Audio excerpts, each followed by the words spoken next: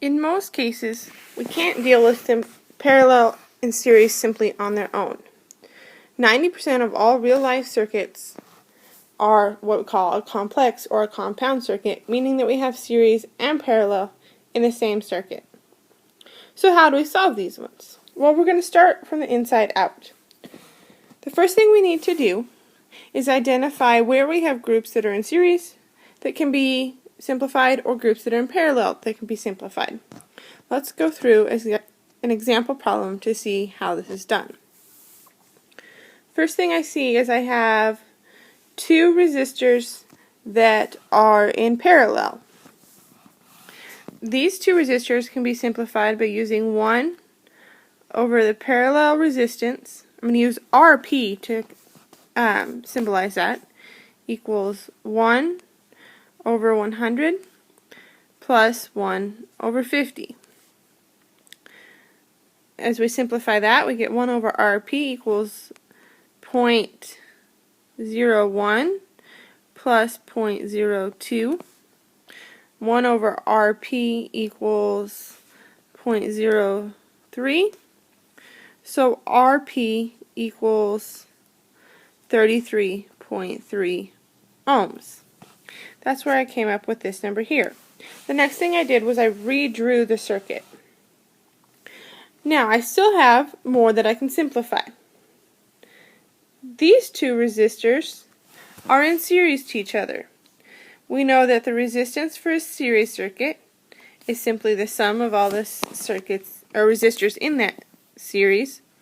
So we would have 80 plus 33.3, which equals 113.3 ohms.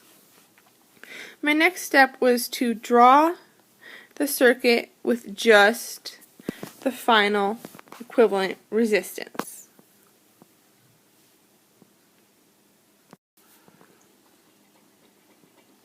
Knowing that our total resistance is 113.3 ohms, we can calculate other things about this circuit. So, suppose the potential difference or voltage is equal to 120 volts. What is the total current? Well, we know that total current is equal to voltage divided by total resistance.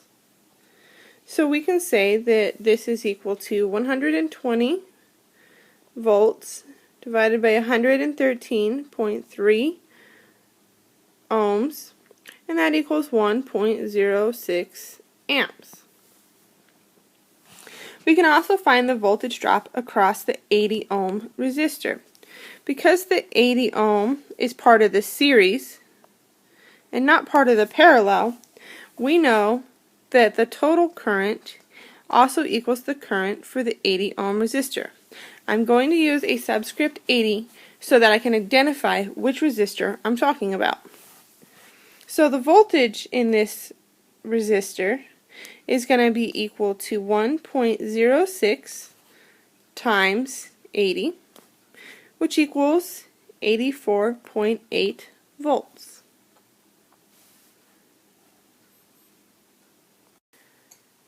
Now, the final thing that we need to do is find the voltage in the 100 and the 50, as well as the current in the 100 and the 50 ohm resistors. We know that these are both part of the parallel setup. So let's do the voltage first. Because they are part of the parallel, we know that the voltage for the parallel portion will be that the voltage of the 100 is also equal to the voltage of the 50 ohm resistor. We know the voltage for the entire circuit is equal to the voltage in the 80 plus the voltage in the 100 and the 50. That means 120 volts has to equal 84.8 plus the voltage of the two remaining resistors, since they have to be the same. So that gives us that our remaining voltage is 35 0.2 volts each. And the last portion, the current across the 100 watt or 100 ohm and 50 ohm resistors. We know the current for the parallel portion will be the current in the 100 ohm resistor plus the current in the 50 ohm resistor. We know the total current in the whole circuit will equal the current in the 80 ohm, which will equal the current in the parallel portion.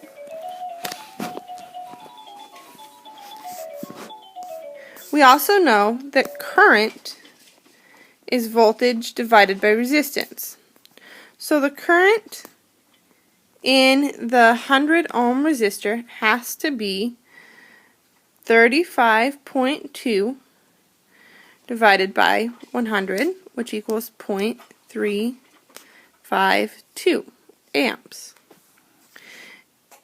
And the current in the 50 ohm resistor has to equal 35.2 divided by 50, which equals 0.704 amps.